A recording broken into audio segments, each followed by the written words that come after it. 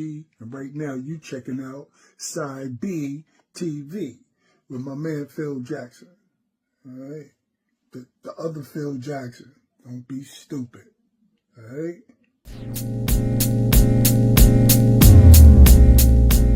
I tend to go. Hey, what's going on? This is Phil Jackson, host of Side B TV, being brought to you on the Boombox Union channel. Please go back and hit that like and subscribe button. Shout out to everybody that subscribed so far, man. We got some good interviews up there, man. Shout out to my man DJ Soulbuck. You know, he's the co-host of the Boombox Union, and we have so many interviews coming up, and not even just with the Boombox Union, but Side B TV. You know, like this is like an extension of the radio show Sabi Radio on WPRB 103.3 FM every Sunday, 11 p.m. to 1 a.m. playing classic and independent hip hop. And also on Under the Boardwalk on Splash 98.5 FM, heard every Saturday, 10 p.m. to 11 p.m., still playing underground hip hop. So, you know, I'm just trying to keep the culture alive, man, and especially in Jersey. With that being said, talking about keeping the culture alive in Jersey, this legend has been making music since the 80s, has been a part and still is a part of a legendary group in New Jersey that was a force, not just in New Jersey, not just in our region, but that unit was a whole force throughout the whole music industry. You know, he's made classic hits and he's still making music. Shout out to SPITSLAM Records out there because he's under Chuck D's label. I want to enter my man, the legend. I can't even say my man. I got to pay full respect to this man. Chill Rob G. What's going on, sir? Peace, man. What's going on? How you been doing? I'm good, brother. Everything's good, man. Word. Thank you for coming on, man. I really appreciate it. Like I said in the intro, man, you're truly an icon and a legend, not just in Jersey, but just in the hip hop culture itself, man. And, you know, I just want to start off by just saying thank you. Thank you for all the great music that you did. Thank you for giving us Jersey kids, quote unquote, some hope, especially in this hip hop business, because, you know, we'll talk about it being caught between New York and Philadelphia. You know, if you were an MC or a DJ and you were coming from Jersey, you really had to show and prove. But I want to start off by asking, you know, how was it, you know, just this pre hip hop growing up in Jersey City, and what was some? Because I know like your hip hop influences, but pre hip hop in Jersey City, how was that growing up, and who were some of your musical influences? All right. Well, I'm an older cat. Growing up, a lot of the music I listened to was the '70s stuff that, you know, today is classical music, but you know, it was just the music of the day when I was a kid. So all of that funk, you know what I mean, all of that Parliament stuff. I had my young cousins living with us. They were females, two of them, and they, you know, the ladies are going to let you know what's popping with the music, you know, and so anything that was hot was blasted in my house. You know what I mean? All of that funk music, man. I can't even begin to start to name artists, but it was just a lot of music in my house at all times. Jersey City is, you know, it's inner city. Yeah, it's been called the sixth borough of New York. I don't know if I agree with that. It's Jersey. Nah, I wouldn't call it the sixth borough of New York. Yeah, I've heard that before. Okay, but and you know, it's kind of hood, man. It's kind of gully over there. You got to watch your step. You got to know what you're doing over there. And it's a lot of players. Not like gang culture wasn't really that popular when I was running around in the streets out there. There might be a few gangs now, but there was a lot of players, a lot of hustlers. There's a lot of, you know, a lot of juggling going on. You got to pay attention or you're going to get got. And that's how it was in Jersey City when I was growing up, before hip hop. That's what's up. Now, when did hip hop really start, you know, hitting like your soul? When did hip hop like really started taking over your life, and when you was like, yo, that's what I like compared to the soul / R&B music, you know, like when did that happen? Because real quick, shout out to Kenny Parker, because I actually did see the interview that you and Kenny Parker did. Was a very good interview. So shout out to that brother out there. If you haven't, please go back and look at that interview. Very insightful, and it's very informative. What so and I know you answered this on Kenny Parker's on Kenny Parker's podcast, but what was the one song or the one, you know, what was that one thing that led you to gravitate towards hip hop at a young age in Jersey City? I don't know if it was one thing. It was probably just an accumulation of things, because hip hop culture includes so many aspects of your life, especially back then. It was the clothes you wear, it was the way you spoke, it was just the things you did, how you moved, it was your crew. You know what I mean? It was the way you danced. I mean, can you break? You know what I mean? All that type of business was going on. Are you nice with the pen? Can you do some graffiti? All of that was part of it. So one thing, I don't know if there was just one thing. I'll tell you what helped it happen though. Okay. I don't know where this phenomenon came from, but when DJing became really accessible to us in the hood, like cats was going out and buying. It was going out and buying that little, there was a little Gemini mixer that came out, super popular. Everybody I knew had one. It was just a small little black box. It had an A channel and a B channel and a fader in the middle, and a couple of switches on it. And everybody had this little Gemini mixer. So everybody was a DJ now. Everybody's learning how to scratch and cut and mix. And with that came, plug in this mic, and now somebody got a rhyme.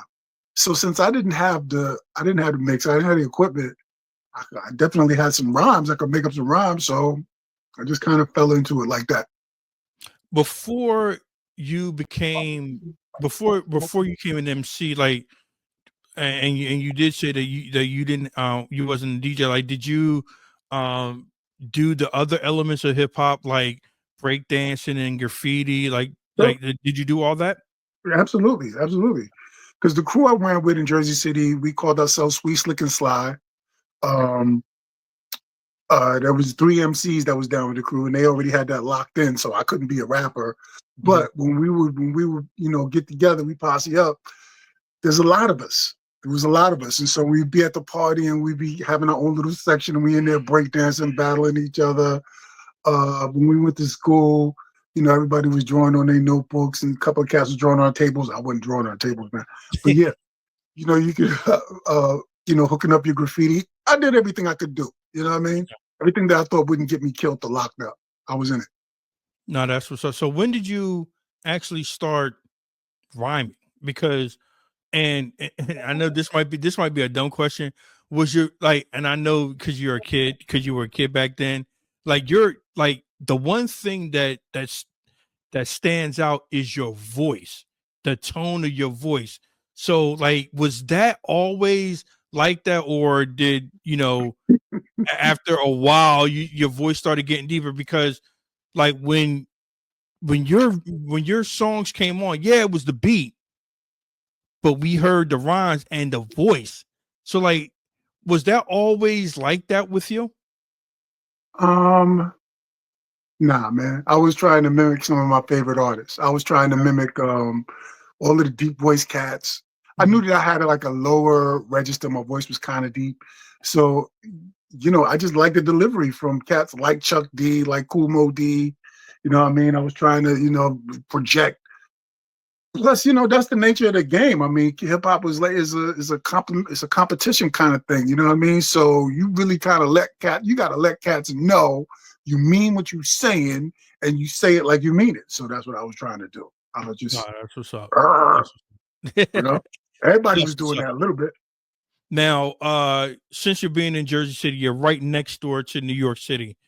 When did you when did your crew go over, quote unquote, the bridge to get the real experience for hip hop? And how would I know that might have been like a while ago, but like, can you remember like that first time experience? And did they accept you right off the bat, or quote unquote, did you have to show and prove because you were from Jersey? Um, I mean, there was no one situation where, okay, we going to New York to do some hip hop. It didn't really happen like that. Okay. I mean, we was back and forth, all of us, we different members, different people. We all had our experiences running back and forth to New York for whatever reason. And hip hop was just the thing. It was growing. It was booming. Some of us was 5%ers a little bit. So, we back and forth. We over there, building. They had a little temple up around 125th, I remember. I don't know if it was 145th, 120th. Anyway, there was no one event to go over to New York and prove that we're down. Gotcha. But when we started making records, you want to get them on the radio. The radio stations are in Manhattan. Okay. So, and there was a time that I was hanging out with the 45 King. I guess being friends with Mark kind of brought us to New York. Maybe that answers your question. Okay. Because Mark was from the Bronx originally, then he lived in Queens for a while. He was friends with Chuck Chill Out. He knew all of these dudes. He knew Red Alert. And so when we got connected to Mark, that was our bridge to New York hip hop right there. I guess that was it. So how did you first meet? And we're going to talk about him because, just me personally, he gets credit. He gets a lot of credit in the hip hop culture, but I don't think he gets enough credit. That's just my opinion. But how did you meet DJ Mark the 45 King? So two of the founder members of the Flavor Unit, Apache and Lati, from Jersey City, moved to Irvington, not far from where Mark was living, and they met him first. I don't know how they met him, but they knew that he was DJ Mark the 45 King, who Red Alert was playing all of these instrumentals on the radio. And so I think Lati was the first one that came back to Jersey City. I ran into him, and he's like, "Yo, man, you gotta come out here and meet this dude." I'm like, "All right, cool." And he's like, "No, I'm serious." I'm like, "All right, bet." So he came to my house like maybe the next night to pick me up and go meet him. I was like, okay, I didn't know it was that urgent, but yeah. Right. So I got in the car, went over there, and I met this dude. And then it started to click. Like, this is 45 King from the radio. I'm like, oh. So we in his basement, and we had a little cipher going, and Marcus playing all of these instrumentals. And then, I jumped on it. I'm rhyming. He liked some of the stuff I had. So he got my number from Lati. He called me up, and he was like, "Yo, man, I think you and me, we should make a demo. We should try to get something going. Because Red Alert, he might play it if it's dope." I was like, "Okay, let's see what we can do." I'm not gonna say no. Let's try to make a record. I'm not gonna say no. So that's what we did, man. We went in. He had a little recording studio where he was staying. The studio was downstairs from his apartment. House was owned by Vaughn Mason from Roll Bounce. And Vaughn Mason actually did my first session. So I was really hyped. I was like, "Yo, that's Vaughn Mason is doing my session, and I'm in here with the 45K. I figured I was already on. You know what I'm saying? I was large already. So that's how that started, man. I want to talk about the 45 King from him because rest in peace, to that brother, because he's just put his stamp on the hip hop culture. I want you to explain to the audience out there how important DJ Mark the 45 King was, not just for our region, but just for the hip hop culture in a whole. I mean, his reach is really expansive, man. He did a lot of mixes for a lot of people, not just hip hop. I think he did some Madonna stuff. He did some David Bowie stuff. He did a lot of stuff. His influence was his kicks and snares was immaculate. The way that he would make the speakers shake, the shaker speak. The way he would make the speakers shake at the club was incredible because he was really in tune with that. That's what he would go for from the time he started making the beat. He was like, "Yeah, when they play this," because I used to, we used to talk about it, man. And he was like, "Yeah, this is going to be good for the Jeeps. This one's going to be good for the clubs. You got to have the right speak." He was on it like that, man. So the 45 King, and especially for New Jersey, because he could have just did his thing in the Bronx or New York, but he brought his talents to Jersey and hooked up with us and helped put us on the map. He helped put New Jersey hip hop on the map. If he didn't single handedly do it, you know what I'm saying? Right. So very important, especially for us. Absolutely. And you know what? To piggyback off that, I used to watch YouTube clips or YouTube videos of the 45 King just spinning 45 records. And I'm 53 years old, but I'm like, I never heard some of these songs that he's playing. How extensive when you went down to his basement, Mm, just because we're all hip hop heads here. mm. When you went down to his basement, was it just records everywhere? Because I can only imagine he was like a mad scientist with it. I mean, he had I can only imagine turntables, DJ equipment, you name it, dealing with music. I guarantee that this man had it. So like when you first stepped down to his like what was that whole feeling and like what was in there? You see what I'm Oh, saying? so Shakim used to call Mark Inspector Gadget because, Mm, as you said, anything that came out new, technical, he had it. He had one of whatever new thing popped off. Any little thing, and some things vintage stuff. He had like this little box that was an 8-track player. Do you remember 8-track players, bro? yes, I He do. had an 8-track player. He had a little tiny battery operated turntable. All kinds of gadgets, man, all kinds of stuff like that. And as far as the records, when he was in Irvington, that's where I saw the records at. Okay. The way his house was built, you would come in through the side door and go down the stairs to get to the basement. That's how we used to get in the crib. When you go down them stairs, you're in this big room that looks like most people's basements, a bunch of junk around, but Yeah. there's a wall in front of you, and there's nothing but crates, and there's all records in them crates, and it covers the wall. The whole wall is like that, and then you turn right and you go into his room, and in his room, you go past the he had a turnstile, go through the Mm, turnstile, and there's a bench. Or was that a pew? There was like a church pew right there, and it was different, man. It was different, you know. He had a lot of equipment. He had a lot of records.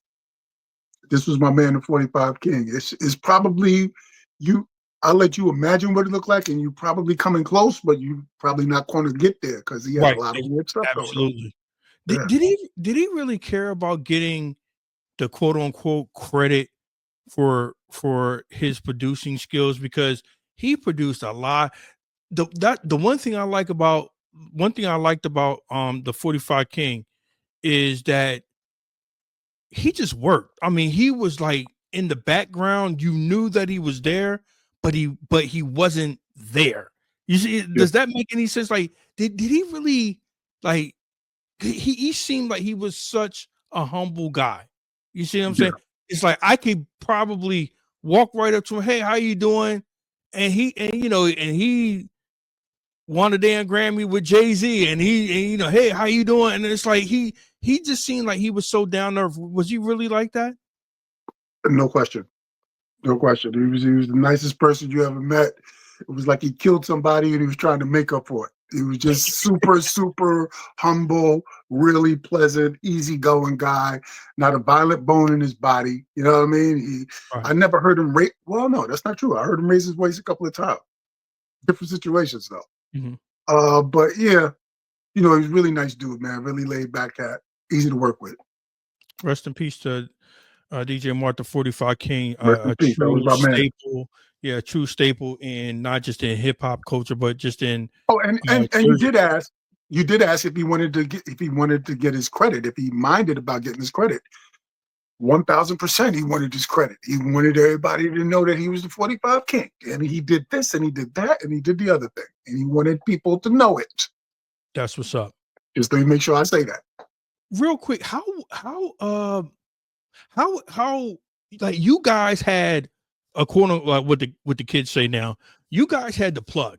When I mean the plug, you had Chuck Chill Out and you had Red Alert. So anything that you guys had made, boom, it was gonna go right to them. So like, how was it having? And you know what? Shout out to DJ Red Alert, man, because you know I believe, well, not on my station because I think my station it was a college radio station, WPRB that first played Poor Righteous Teachers, but Red Alert was the very first one up in New York City to play Poor Righteous Teachers. How important was that to have Red Alert in your corner, pushing music, and did that motivate you guys? Say, yo, we could actually probably do something with this. Let's go ahead and really start cranking these songs out. Well, like I said, man, when I first met Mark, I realized that he was the 45 King Mhm. that Red Alert was playing. So absolutely, it was everything to have access to the radio. Like you could, if you do a song good enough, this man is going to play it for like millions of listeners potentially. You know what I'm saying? You don't know who's going to hear it. Everybody's going to hear it. So take that attitude with you into the booth, or when you sit down to write, consider that, and that's what we was doing. We figured we got a shot. Let's take the shot, and that's what we was trying to do. That's what's up. What was the first song that you gave Red Alert to see if he could play it on the air? Because apparently, like you weren't signed yet, correct? And we're going to talk about you being signed to Wild Pitch and all that. But what was the first record that you actually took? Was it a solo? Was it just Chill Rob G, or was it Chill Rob G and other MCs on it? So before I did my demo with Mark that I talked about, Mark used to make tapes. We used to go to his crib, Mm-hmm. and we would just record. It would be a bunch of different cats in there rhyming. And so I put together some rhymes. It wasn't really a song. I did some rhymes, and this kid named Tawheed did some rhymes, and Mark would package that together and try to get a deal with that. So I don't know if he sent that to Red Alert, but I Okay. know he sent that to record labels. He did it with Apache and Lati, tried to put them together as they was a brother, so trying to make a group out of it. Um, yeah, that's like that, man. But I know the first demo that we actually went and handed him, it was I'm chilling on one side and Dope Rhymes on the other side. Okay. And we put that together. We pressed it into a little acetate, which is like a little vinyl record that is going to deteriorate after a few hundred plays. It's not going to last very long, but it's good enough to get it on the radio as a record. So we took that little piece of vinyl up to Red Alert, and he wanted me to come with him so I could meet Red. Red, this is the artist. We giving you his material. Check it out, see if you like it. And it worked out. And, he played the record. And that's when that's the day I became Chill Rob G, because before that, I was Bobby G. I really didn't have a rap name. Okay. I really have a rap name. Everybody called me Bobby. My name is Robert. Bobby is the nickname for Robert. Everybody called me Bobby. And it was Bobby G and, different variations. Somebody used to call me Jazzy something another. I don't know. So And did then, you did you give yeah. yourself the name Chill Rob G, or did who gave you the name Chill Rob G? Well, when we went up to see Red, Okay. when we got there, he wasn't there yet. They told us he would be back in about a half hour, whatever it was. We was like, okay, we'll come back. So we went downstairs and got like some hot dogs or whatever. We were sitting in the park down the street from the radio station. And then Mark was like, yo, so what you gonna tell me your name is? You gonna say Bobby G? And I thought about that. And I was like, okay, so I gotta come up with a name. And so under pressure, I did it right there. I came up with Chill Rob G because I didn't want to be cool, because Gotcha. everybody was cool. There was Cool Cool. J, Cool Mo D, cool. There's a lot of cool dudes. So I figured Chill. There wasn't that many Chills. Boom. No, Chill that's Rob G what's up. came up with it, gave it to Red Alert. Man, how and what year was that? Because this is important with the next thing I'm gonna say. So like what I think year was that? I guess that was 88 1988. or 87, end of 87. those were the 88. years that you could Yeah. just go up. Well, I'm not an MC, but I heard stories that artists going up just to the radio station unannounced, just handing them music, and then it's a When we were coming possibility. out, Yep, and you could possibly get it played on the air that same day. You can't do that now. yeah, when we were coming out of the radio station, it was dudes going up there trying to give out some records. And somebody else was trying to get a distribution deal. It was, yeah, like you said, a lot of cats were just running up to the radio station to see what they could do. But I Sometimes went up it'll there with the 45 King though, son. You know what I mean? right, and sometimes it'll work, and sometimes it wouldn't. But Yeah. you mentioned your religion. So how important of your rhymes back then, right up until now, does your faith and your religion play a part in your lyrics? Um, I mean, my faith is my own, it's my personal thing, and it probably does guide everything Gotcha. that I do and say. So to a degree, Okay. because I'm not up trying to, quote from the Bible or whatever, or give you passages that, and God's, you know what I mean? Right. But just like in the back of the way I operate, everybody has like a foundation of, a code or something that you rely on that guides you through life. And so I Gotcha. guess with me, that's what it is, you know? Gotcha. So when did your record deal, that was in 88, correct? With Wild Pitch? Yeah. So how was that whole experience just being signed? And I don't know, this might be a dumb question, was that the goal for you to be signed? And not even just that, was that the only label that wanted to sign you, but they were like, okay, this might be the best deal, so I'm gonna just go with Wild Pitch? No, that was the only deal. We Mm, went straight to Wild. Actually, so we gave that demo to Red Alert. okay. Red Alert played it on the air, and he didn't play it the first week. He played it the next week. Okay. So, cool. He played the record, and then a couple of days after that, Stu Fine from Wild Pitch reached out to Red Alert to find out who I was and Okay. what the material was. Was he signed? Here's an interesting fact though. After I got signed, uh, then anybody will sign you after you're on and you got a little hot, you got a little heat going, of course. So then Mark was telling me, yeah, he heard from a couple of people at different record labels, was interested and wanted to know if I was already locked in, this and that. You know Okay. what I mean? After Okay. you're on though. Okay. Right. Right. Nah, that's Yeah. crazy. So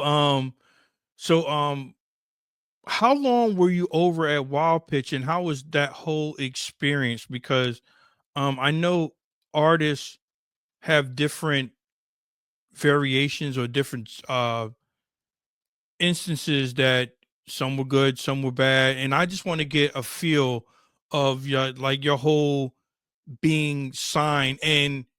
And how old were you when you were signed? Because did you have a lawyer? Did you have a manager? How was that whole like, who was guiding you through the whole music industry? Besides Mark and Red Alert, who was guiding you throughout the whole music industry business? Me. Mm, I didn't have a manager really. And, didn't have any experience. It was trial and error. okay. Or error and trial or whatever. But Right. it was me. I was calling all them shots. And yeah, that's how that went. Do you think, like, looking back at it now, I'm not saying no regrets, but it's like, maybe I should have got a manager, maybe I should Oh, have. sure. Sure, Okay. absolutely. No problem. Yeah. I should have him. Here's the thing. I There was no real manager after I got on. See, you know what it is, man. If I had had those things in place before I got there, Mhm. then good. These are my people, and I came with them, and I know that they're in my corner. But after I got there, after I done a couple of, performances. I've done some shows. I got this record that's playing on the radio. Now people want to be my manager. Now people want Mhm. to. So Okay, I see. I ain't know who these people is. Where you come from? Be what Right, you really talking about. And then I have people doing weird stuff. Like the dude want to be the manager.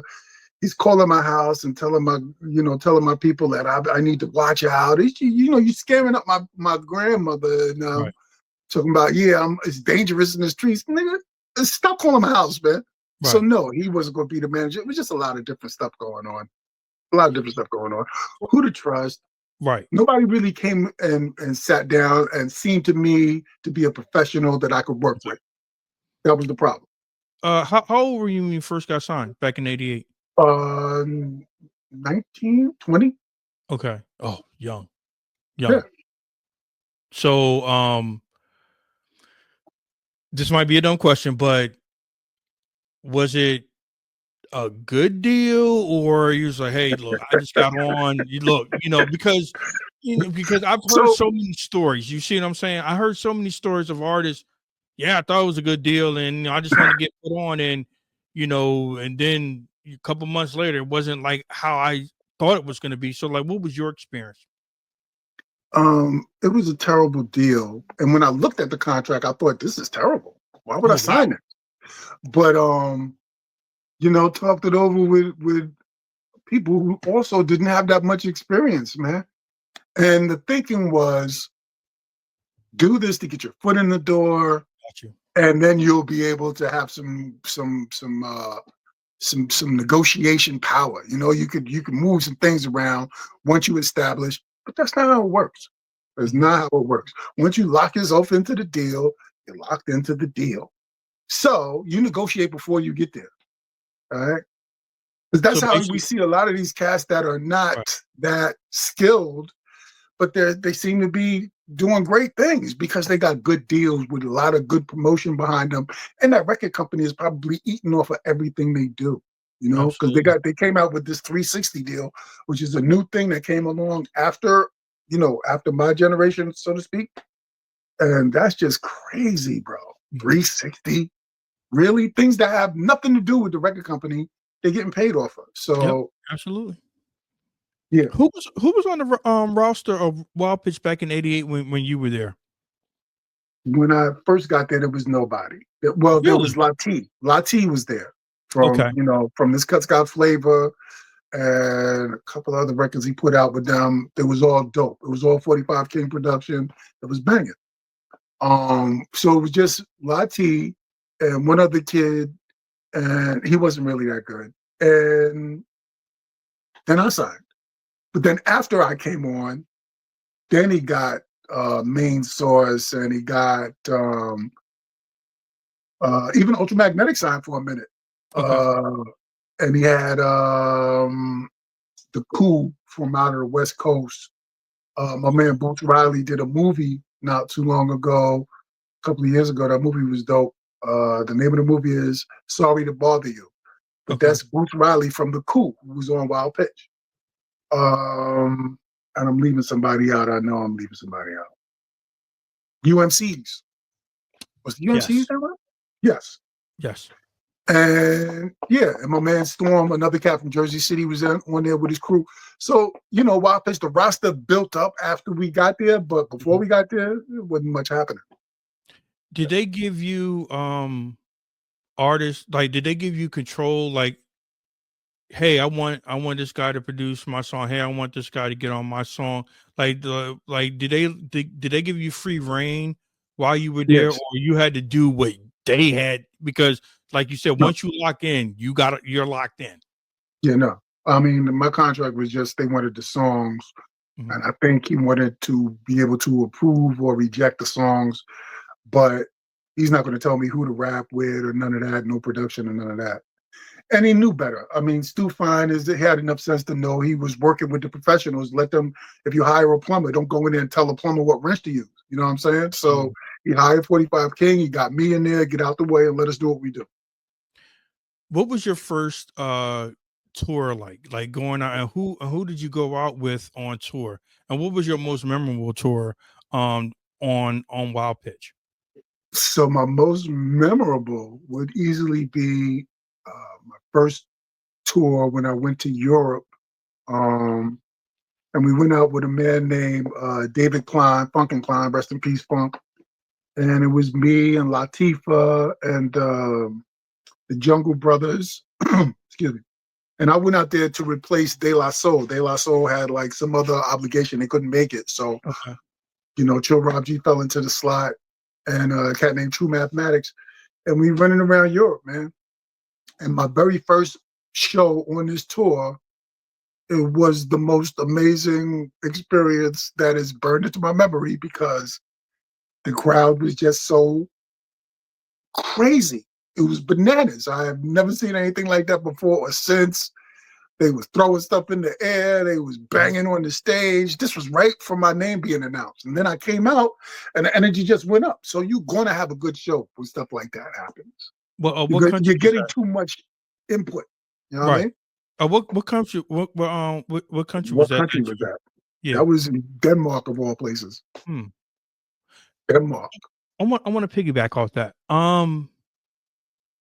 The appreciation of the hip hop culture overseas compared to the United States. I've heard so many different tales and stories, and you're a legend, and you've been overseas plenty of times. And how is that experience? Because I've heard so many stories. It's like, yo, they just really appreciate the culture from the ground, from the foundation.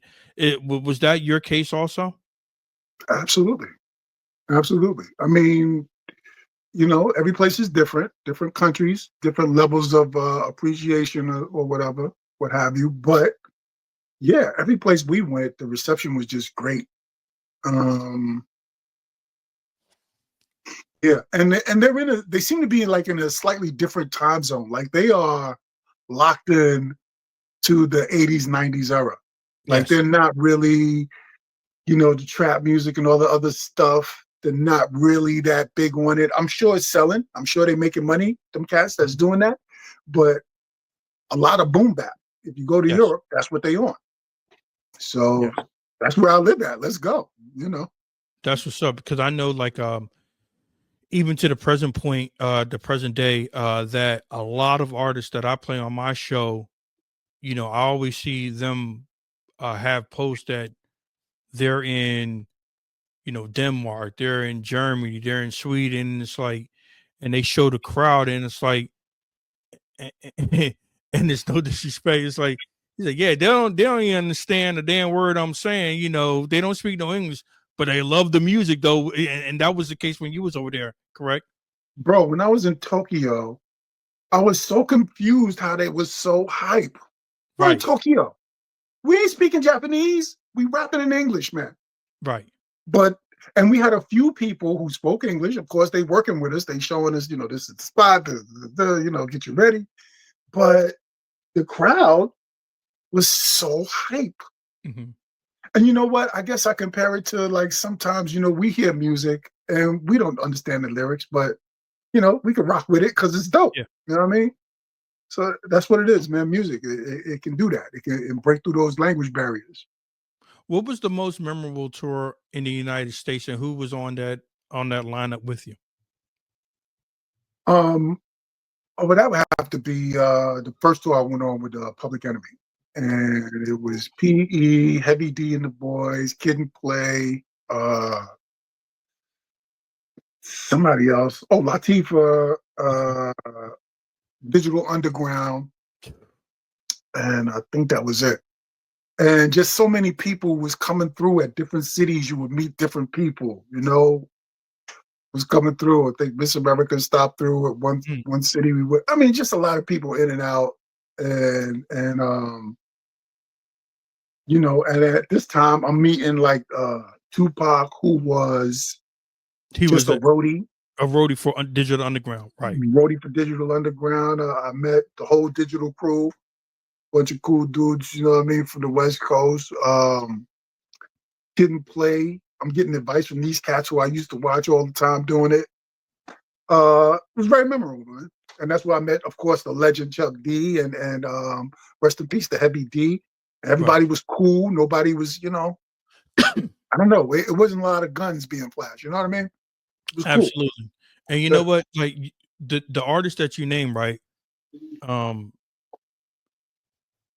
I'm glad that you named those artists because back then that you could listen to a Public Enemy, you can listen to a De La Soul, you can listen to a Chill Rob G, Digital Underground. You can listen to you guys had your own style, and if you think now, like compared to now, if you try to bring, I don't know, a trap artist with a boom bap artist with an underground, whatever, they say, nah, it won't work. But it did work back then.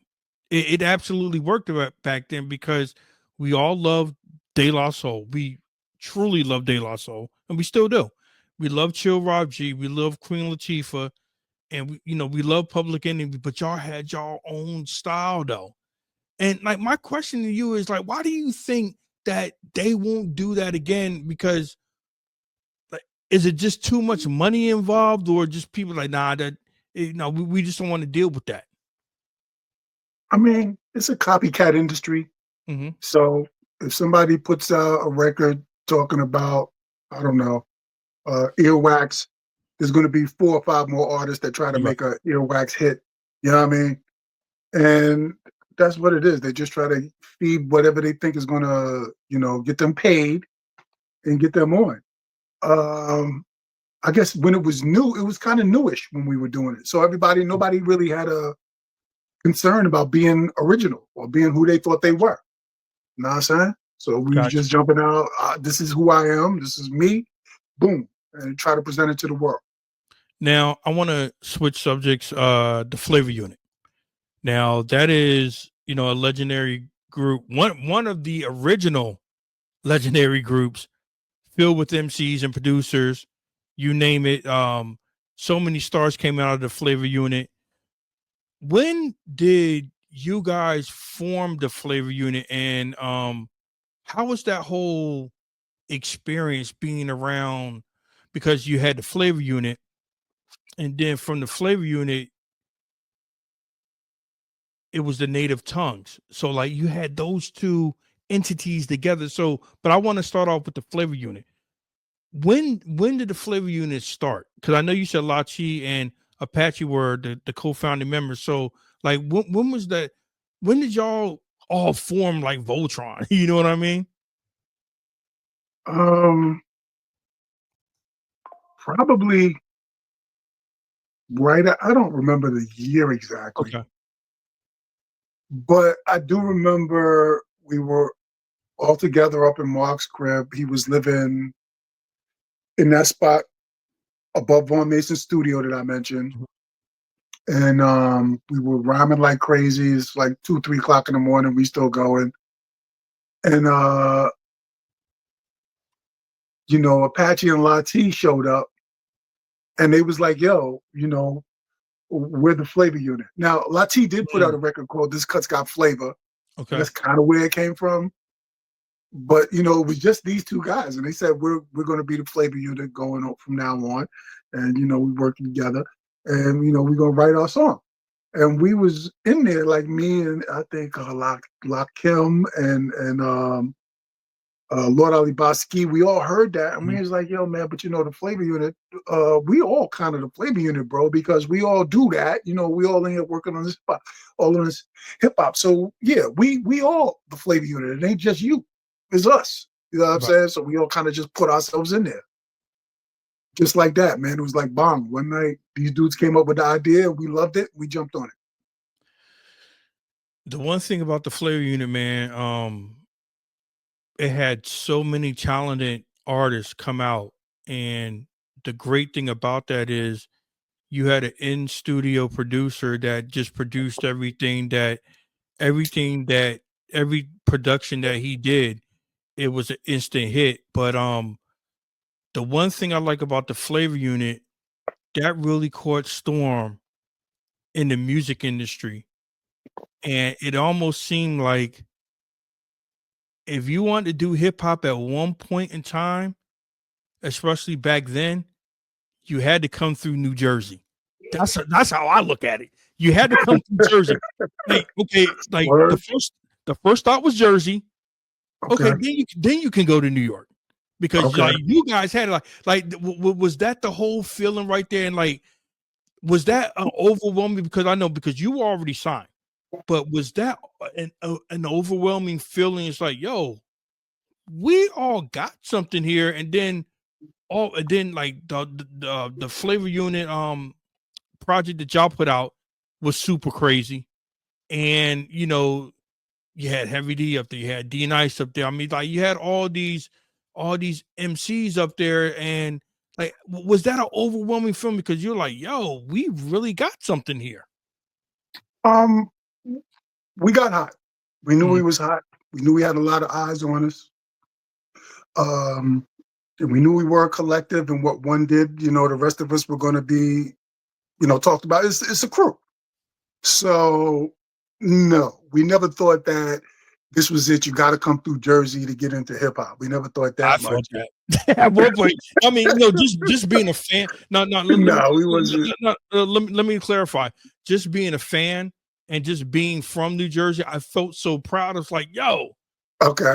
it's like Jersey is like on the map. You said Yeah. because and then like you just had all these legendary groups, coming out of Jersey. It just seemed like at one point you had to stop through Jersey in order to get to New York City. Just being a young fan of the culture, Right. especially being from New Jersey, that just Right. made me feel proud. And yeah, when I would go out of town, like the flavor unit, poor righteous. I was bigging y'all up, in North Appreciate Carolina. it.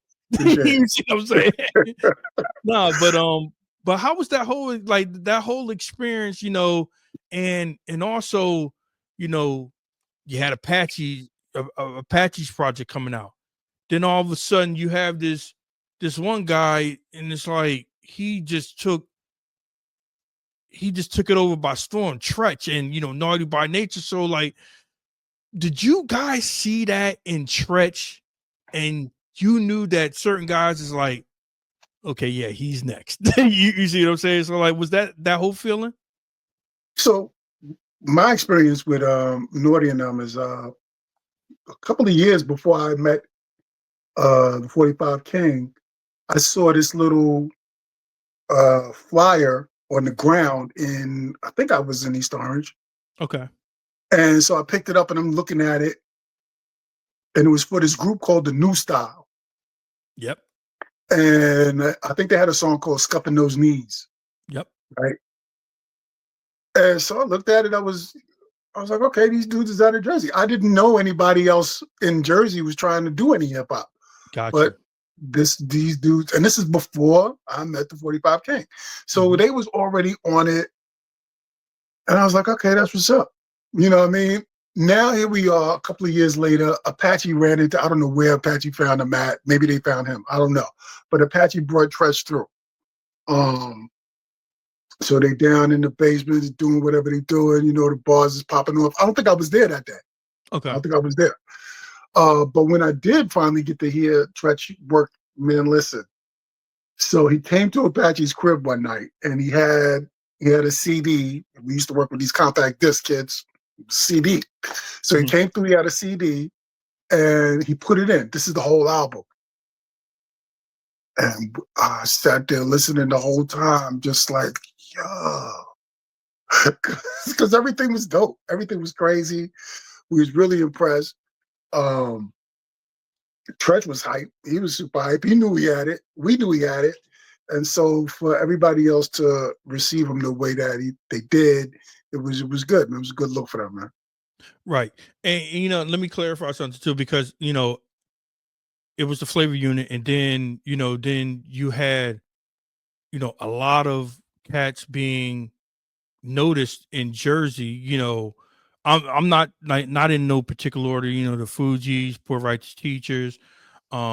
Rest in peace to Tony D down in Trenton, New Jersey. He was a super producer, and not even just that. You had like up and coming um artists like a Kanye West and an Eminem, like I said, you had to go through Jersey. You see what I'm saying? Because that's where they cut their teeth at, quote unquote, in Jersey. So I mean, that's the only reason why that's the only reason why I said that, and just being proud of what you guys were doing. Real quick, Apache, how big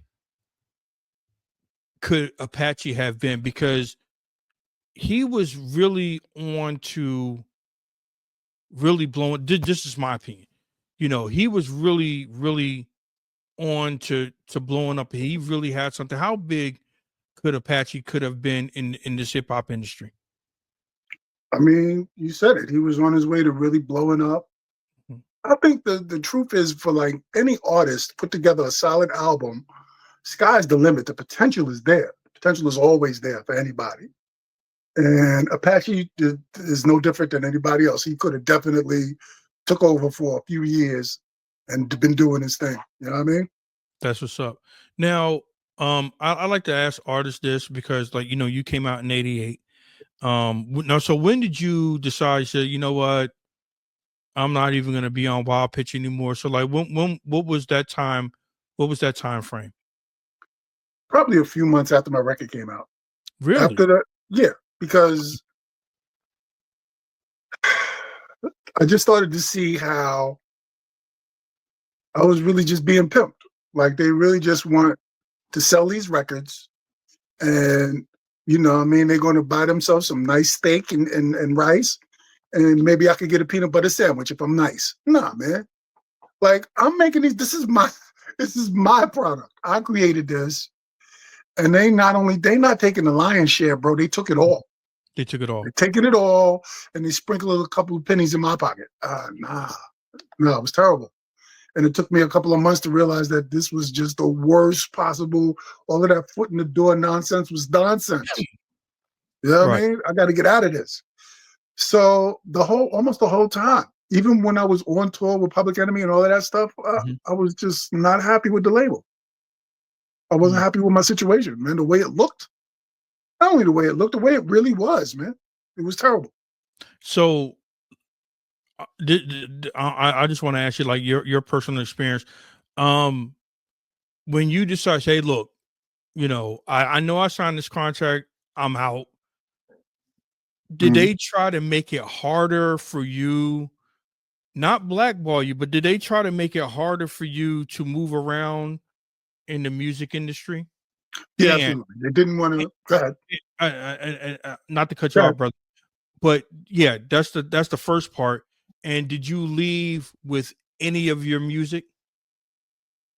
All right, so did they try to make it hard? When I said I wanted out of the label, Mhm. they almost tried to I don't know, tried to suffocate me. You know what I mean? Mm. Like, no, we're not going to let you out of the label. That wasn't. Nobody said no. They didn't say anything. What's the tactic? Delay, deny, and hope you die. You know what I'm saying? Mm. So they just we're not going to say no. We're not going to say yeah. We're going to make it really difficult. You're going to come to the office. Nobody's going to be here. Okay, we're going to act like we're going to work with you, and then we're not going to work with you. Just a lot of crap was going on, man. It was Mm. crazy, bro. It was really crazy. Mm. And it's the music industry, man. People commit suicide and jump out of windows and drink poison. Yeah. It's the music industry. It's ugly, man. They do dirt. They do real dirt to people. So I managed to, get out of the deal. I was really happy to get out of the deal, and happy for that. But I won't be doing that again. You know what I mean? Like you're not Mm. going to sign that kind of contract. There's no need for it. Any artist, there's no need for you to give your life to this record company and let them have all the money and you just take some peanuts. It's insane. And I don't know why, if I had known what I know now, of course, I wouldn't have done it. Right. But yeah, and did I leave with my music? It took a while, quite a few years. But yeah, Okay. now I got control of all of my publishing and everything. It's all Congratulations on mine that. now. Yeah. But it took a minute and it was some struggles, a lot of struggle. I ain't gonna front. So, during that period when you got out of your deal, because it was you prematurely got out of your deal. Um, was your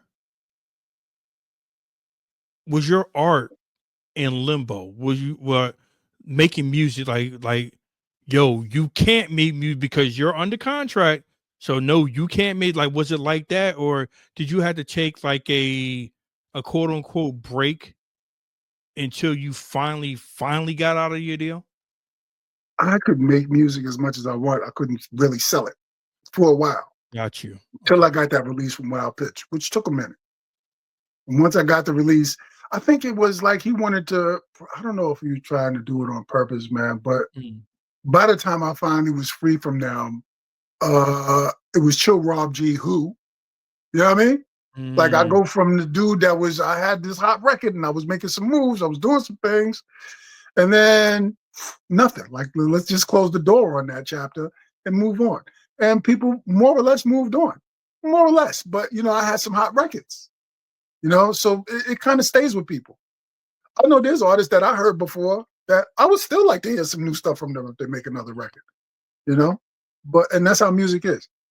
But yeah, I was able to record. It took a few years for them to finally give me the release.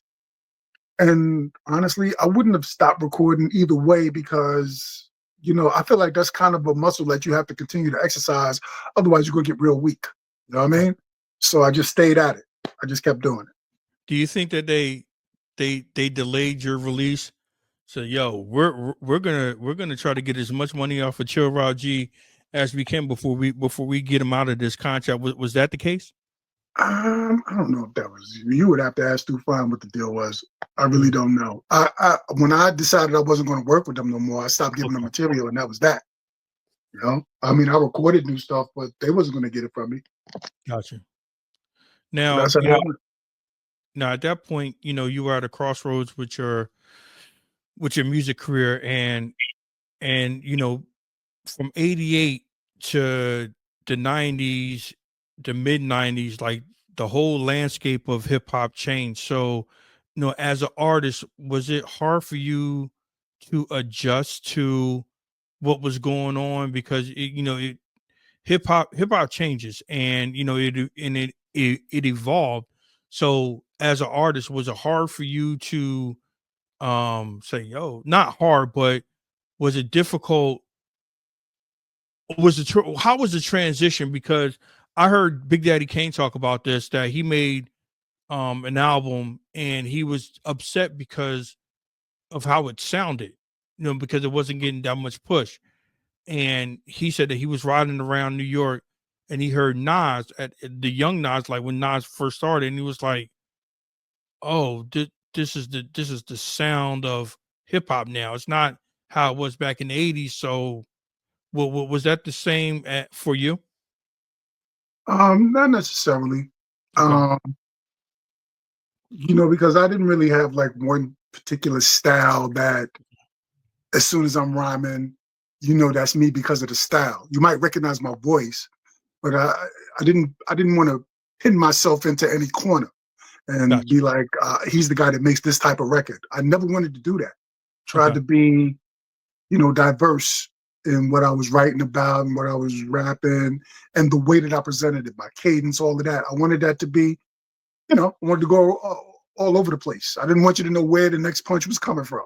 Gotcha. So uh, when you're that instinctive about it, you know, it's like water, man. You can just pour me on whatever container you're going to put me in, I'll fill it. Don't worry about it. Got you. Now, because now at the Wild Pitch, it took you a while. Now you did sign with another label, but how was that experience? Also, I might be mistaken, but did you sign with another label? Because No, I thought I read that somewhere. Okay. no. Okay. Yeah. I thought. Yeah. My bad. I thought that you had signed with another like lower level label and put out something. But okay. So fast Oh forward. my God, yeah, man. Jesus, I forgot. Okay. Okay. Yes, I did. Yeah, I you was did making me feel sign with. bad about that, bro. I'm like, damn. It's like I asked him a Yeah, dumbass no, question. no, no, no. I signed with my man Jeff Collins. Okay. Uh, I didn't sign a deal though, so Okay. no. But I was working with Jeff Collins, and we was going to put something together, and but we never got to the signed contract Gotcha. because before we got to put the stuff out, Jeff claims that somebody he was working with snatched the masters, and he lost contact with them, and they're putting the music out, and he can't find them, and he's not getting paid. It's not him, it's this other guy. So like a bunch of material got out there. The album is called Black Gold. It's got maybe 3 or 4 original recordings, and there's some stuff that I had done in the like 4 or 5 years leading up to me, hooking up with Jeff Collins to do that. So yeah, that was that project. That's Black Gold that came out on, I think it's Echo International, And no, it wasn't a deal that I signed. It was just the way that the music industry can jerk you around if you're not careful, or if you're not willing to come out here and just murder who needs to be killed. And there's some people that need to be killed sometimes. Okay? Sometimes. Absolutely. Now, Yeah. do you still have that material? Yeah, sure. It's mine. I wrote it. It's mine. Or do you plan on putting it back out? Or I mean, I talked about that with C-Doc. We, some things we're still working. Yep. Okay. We're working. Now, fast as long forward, as I'm alive, man. As long as I'm alive, I'm working, man. Something's happening. Now, fast forward years later, Wild Pitch, Flavor Unit. Shout out to Flavor Unit because real quick, because a lot of people really don't know, it just wasn't a group of MCs and producers just putting out music. Flavor Unit actually helped a lot of artists out with deals and distribution deals. And, so shout out to, the whole Flavor Unit, because it wasn't just, it was music, but, they were actually, like, you guys were actually helping other artists out, which is a beautiful thing also. No doubt. No doubt. So it was just the way go we ahead. could, it was an easy thing to do, to piggyback and have artists come up, at your show and give them a little spotlight. It was easy. So yeah. Now, years later, I mean, you're still putting out material. Now, how did the whole Spit Slam deal come across? And was it easier because it was Chuck D's label and you were friends with Chuck D? So, or were you still worried? It's like, I don't know if I want to sign another deal. And I already had, not so good experiences. So like, how did that whole Spit Slam deal come about? Where was I? Special K and Teddy Ted, the Awesome Two, were having an anniversary. Shout out to them. Having an anniversary joint. And a lot of artists got invited to come and perform that night. I was one of them. And Chuck D was hosting the event. So after every artist performed, Chuck would run up and shoot you a couple of questions real quick. And, so-and-so, this is so-and-so, everybody, yay! And then you walk off stage, right?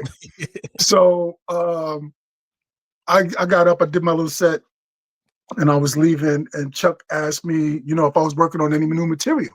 And I said, yeah, I got about 5 or 6 new joints, you know what I mean? I'm trying to put them together, man. Maybe I'll give them to you, and you can play them on your radio station, because he got that radio station. Yep, rap station. Right? Rap station. So he's like, bet, no doubt. And so I left. Maybe 2 or 3 months, or maybe longer than that, I got a call from my man Van Silk, used to be down with the Furious Five. Van Silk said, Chuck, wanted my number, is it cool? I'm like, yeah, of course. That's my man Chuck D. Give him the number. So right after that, Chuck sent me this long text message. And in the text message, he broke down that he was working with C-Doc and that they had Spit Slam and that they were considering me if I wanted to work with them and put out some new records. And the Split Slam deal that he described was like a no-brainer, because it's basically, that's all you, Rob. You make the records, you get the money. We're going to take what we get supposed to get. You're going to take what you're supposed to get. It was easy to sign that deal. You know what I mean? It was what it was on paper. It wasn't like there was some hidden language in there. You know what I mean? So yeah, let's do it. So I signed that deal, man. And met C-Doc, he came through. We filmed there's a little video montage of some of the different songs that we did for that first album. Yes. And yeah, sent me the beats. knocked it out. You know what I mean? It was a little rough to do because it was during the pandemic when we started recording Mm, it. And okay. so there was, it was the pandemic. So everybody was locked down. Some of the studios that I thought I was going to go to, I couldn't find the cats. Dudes was moving out of the state, and some people actually passed away. It was crazy, man. But I managed to get the album recorded, 5 or 6 different engineers on it, and that's where that's at. Now I got the next thing on deck. We're in the middle of it. I don't know. We're almost done. Well, there's another album on the way. That's what's up. Now, how was that? Was that like after 20 plus years? Was it like a sign of release? It's like sign of relief saying, "Oh, this is the deal that I always wanted." But it took a while, but I got it. You know what I mean? uh, not necessarily. Yeah, sure. If I'm going to sign a deal, that would be the deal. But that's not like I was looking for this Yeah, deal yeah, my whole life. absolutely. Yeah, Um, yeah. I just before that came along, or during that 15, 20 years, whatever it was, I was just living my life, man. I was recording songs when I felt like it. Other than that, just doing what I was doing. You know what I mean? that's what's up. And then Chuck came along with this opportunity, and I said, sure, why not? So it And was easy to now, do. and now we got the new project out now called Shots Fired. I remember when I first I saw the clip. Shout out to C Doc out there. He put the clip up, and I think I had text you. I was like, "Yo, I need that." I was like, "Yo," I said that's hot right there. So tell my audience about the new project that's currently out now on Split Slam. That's a tongue twister. Spit Yeah. Slam Records. Shots Fired. So Shots Fired is some remixes from the album Empires Crumble. And the new joint on there is called Shots Fired. And it's just a collection of mixes from some pretty good producers. We got my man DJ M Rock on there. We got Chrome on there with a mix. I'm going to forget somebody's name. I apologize to you, bro. But all of them mixes is dope. I heard them all before. We put them on the record. And of course, C Doc is on there with Shots Fired, which is the title track on it. And, I'm just trying to have some fun, man. You know what I mean? We got this out and we got the album coming up. And it's all pretty good hip hop, man. It's pretty goddamn good. If you listen to some of these other cats, you should love this. And you know what, man? I love the veteran MCs like yourself. You have a lane now because maybe like 10, 12 years ago, like the veteran MCs, it was kind of hard. Like they were in limbo. Like they, because like that's the one thing I hate about, well, hate's a strong word, but I dislike about hip hop that they always put an age limit on it, which is absolutely ridiculous. If you can rap, you can still rap. And you got like you, MC Light, Rakim, Big Daddy Kane, Stetson Sonic, you guys, you know, are making quality good music, man. And I really appreciate, like the older veteran MCs. And you know what, real quick, I think the 50-year celebration of hip hop actually kind of broke the door open. Not broke the door open, but I think it was a big gap between the new generation and the old generation. And excuse me, the powers that be, well, not the powers that be, but the right people that were handling the whole celebration of hip hop, they actually had their the older generation, the veteran MCs actually perform. And I think it gave a good, I think it gave a positive outlook on the younger MCs or the younger generation. They're like, yo, because like it's like, okay, it's almost like they didn't see Michael Jordan play, but you saw the video clips.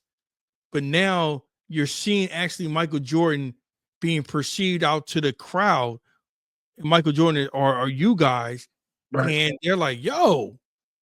y'all, you got down like this, like back in the day. It's like it's really like this. Well, and now it's like, well, tell me more. How did you do it? And it's like now it seems like it's not it's not fully bridged, but the gap has gotten smaller, and like it seems like the younger generation is starting to appreciate the veteran artists. That, like, do you feel like that also? Yeah, I think the 50-year anniversary definitely did open the door again for a lot of the older talent, and Cats was able to come out and remind people how dope some of them records was. There was a lot Absolutely. of bangers that got us to this point. You know what I mean? You guys didn't just jump on and all of a sudden They Not Like Us is not the first hip hop record. There was a Absolutely. lot of heat that got him to come on and do what he did. So yeah, 50 years definitely started something. That Gotcha. anniversary started something. So, the new the new project, you had two projects out now, correct? Under the Mhm. record label. So, you're working on the third one, correct? Yeah. Mhm. So when is that coming out? You're not gonna tell me. Well, like I said, we were not exactly Okay. finished. I'm still waiting for a couple of features for some from some people. I don't know how much longer I can wait because these people, if I get these features, people's heads are gonna pop. But I don't know. I don't know. I might have to move on without it, and we'll try to get it on another time. But we're definitely working on it. I got some joints in there. I got some heat in there. I got some people that already you're gonna be surprised. So yeah, we'll see how it goes. Flavor See how unit, it goes. Flavor unit reunion, kind of, sort of. Um, Somewhat, sorta, kinda. Okay.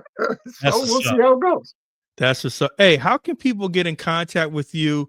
How can people support your projects, and also too, because we're in the new era of streams. Mhm. So can people, your fans, go back and stream your old music also? Yeah, all of my stuff is on YouTube. You can stream it on YouTube, or it'd be even better if you want to purchase it. You can go and Yes, purchase the purchase. music Yes, support it. on all of those platforms. But hey, Okay. if you just want to listen to it, you want to, you know what I mean, you don't have to. You can just go to YouTube, it's there. Um, and if you want to chat, you want to chop it up, I'm on Twitter or X. I'm on Xbox. I'm on Xbox. Instagram, You can Xbox. be on Xbox too. I mean, yeah, Yeah. you see what I'm saying? I'm on Instagram, Facebook. It's Chill Rob G, man. That's the name. Holla at me, man. I'm out here. My last question is,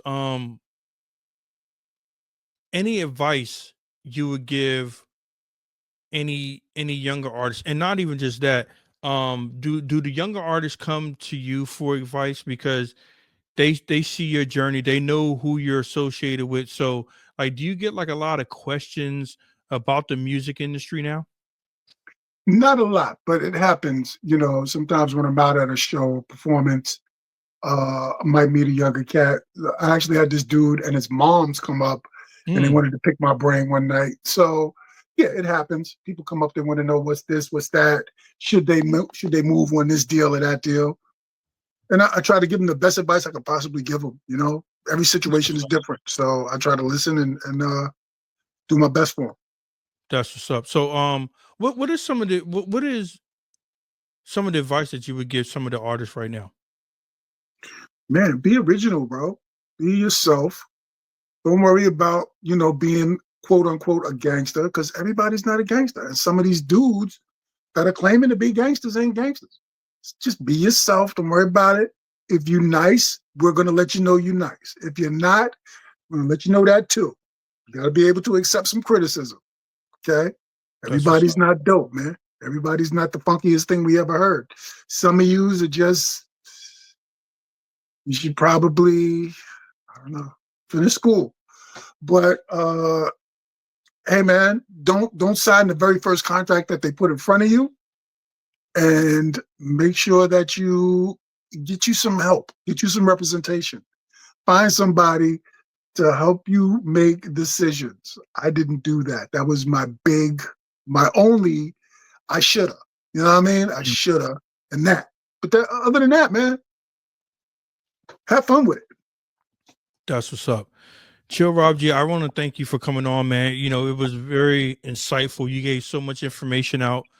Um, you know, just your journey through, the hip hop industry. You know, we could have went on for like another hour or so because, you have a lot of knowledge of the industry and you're around some of the heavy hitters back then. Even now you're like you're still associated with some heavy hitters in this music industry.